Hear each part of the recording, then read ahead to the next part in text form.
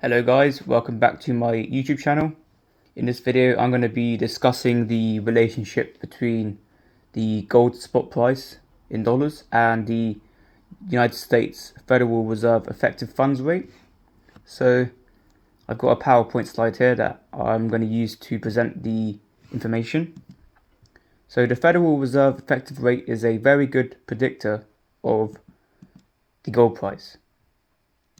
And let me tell you why. In the 2008 financial crisis, the Federal Reserve dropped interest rates from a peak of about 5% to almost 0%, as you can see. It was just slightly above 5%, and then it went down to almost 0%. And this drop occurred between August of 2007, that was the peak, and December 2008, that's when it reached the bottom. And after that, gold went from about $666 with a Fed rate of 5.26 in August 2007, the same day that they started dropping the interest rate, and it went to $853 by December 2008, when the Fed rate had bottomed to 0.16%, basically almost 0%. Then once the Federal Reserve interest rate was sustained below 0.2% for a few years, gold eventually shot up to $1,815 by September of 2011, as you can see, with a Fed rate at 0.08%. And that's because the Federal Reserve interest rate was kept at almost zero between 2007 and 2015. As you can see on the graph there, it was kept low for at least 7 years, 8 years. What do you recognize now in 2024 that's similar to 2008? Well, you see this big bump that looks similar to the bump that started in 2005 and peaked at 2008 or 7. So right now it is at 5%, and it looks like it will happen all again, a repeat of 2008. The rate is above 5% again, so which means they could potentially drop it to 0% in the next coming years, because it's not long that they hold it up above 5%. They only hold it above 5% for maybe a year, maximum for 1 year.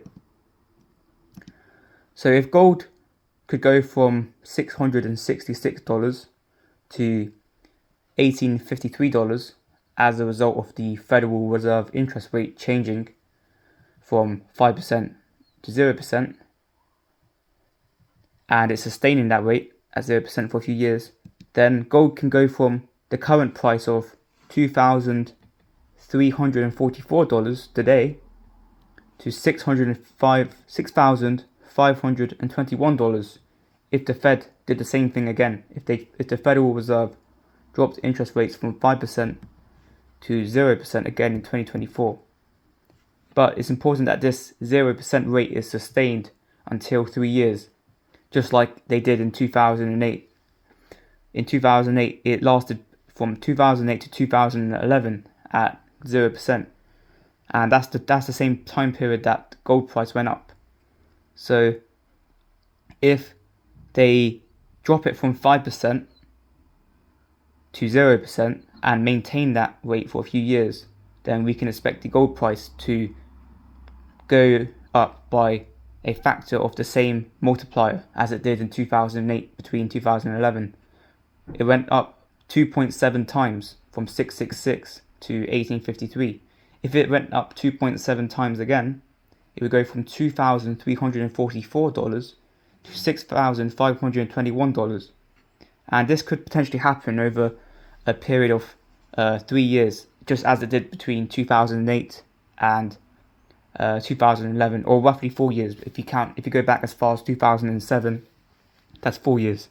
So between 3 and 4 years, the gold price could go from 2.7% to go from 2,344 to 6,521, and we can expect that to happen if the Federal Reserve drop interest rates to 0%, and the gold price could hit that price by the year 2026 or 2027, one of those years. If not 2027, then probably 2028. Either way, the gold spot price will go up regardless of if the Fed drops interest rates or not, because as you can see, if you go back to this graph, you can see that even when the Fed interest rate is kept high, the gold price still goes up, but it goes up faster when the Fed interest rate goes to 0%. So whether the Fed interest rate is high or low, the gold price is going to go up. But when the interest rate is super low at 0%, the gold price goes up a lot faster than it does when the interest rate is at a high percent. And I believe that the Federal Reserve will be forced to lower the interest rate from 5% to close to 0% as soon as the economy starts to struggle in terms of employment, as soon as businesses start to become low on cash and struggle to survive and pay their employees. They will have to lay off their staff in order to cut costs and to stay in business. But in order to combat this, the Federal Reserve will have to lower interest rates to stimulate the economy to regain employment back to its previous level, because the Federal Reserve is not only interested in maintaining inflation rate at a low percent, roughly 2%, they're also interested in maintaining employment at a low level, roughly 5%.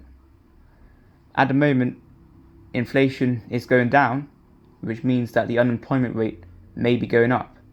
As we have seen with the Phillips curve, the unemployment rate and inflation rate are negatively correlated. So when the inflation rate is low, the unemployment rate is high.